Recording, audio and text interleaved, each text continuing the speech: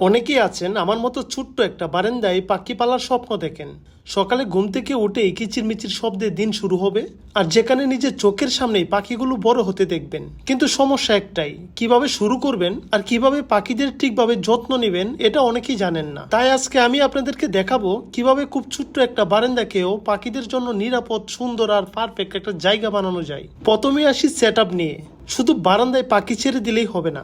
আমি যেভাবে করেছি, নেট দিয়ে পুরো বারান্দাটা ঘিরে দিয়েছি যেন পাখিরা নিরাপদে থাকতে পারে। কিন্তু এখানে একটা গুরুত্বপূর্ণ বিষয় হলো, বারান্দার ভিতরে জায়গাটা কখনোই খালি রাখবেন না। বিভিন্ন জায়গায় কাঠি বা স্পেস বসান, পারলে কিছু গাছ বসান যেন পাখিরা উঠতে পারে, বসতে পারে আর নিজের মতো মুভ করতে পারে। কারণ পাখিদের জন্য ফ্রিডম খুবই গুরুত্বপূর্ণ, ইভেন ছোট্ট একটা জায়গার মধ্যেও।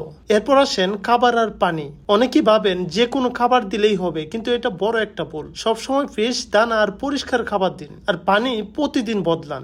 একটু ময়লা হয়ে গেলেই রোগ ছড়াতে পারে, আর তখন বুঝে ওঠার আগেই বড় সমস্যা হয়ে যাবে। এখন আসেন সবচেয়ে গুরুত্বপূর্ণ পার্টে, পরিষ্কার পরিচ্ছন্নতা আর এনভায়রনমেন্ট। আপনার বারান্দা যত বেশি ক্লিন থাকবে, পাখিরা তত বেশি হেলদি থাকবে। প্রতিদিন না পারলেও নিয়মিত ময়লা পরিষ্কার করুন, আর চেষ্টা করুন জায়গাটা শান্ত রাখতে, কারণ বেশি নয়েজ হলে পাখিরা স্ট্রেস নেই, যা পাখিদের জন্য খুবই ক্ষতিকারক। আর একটা জিনিস অনেকেই ওভারলুক করে, পাখিদের নিরাপত্তা।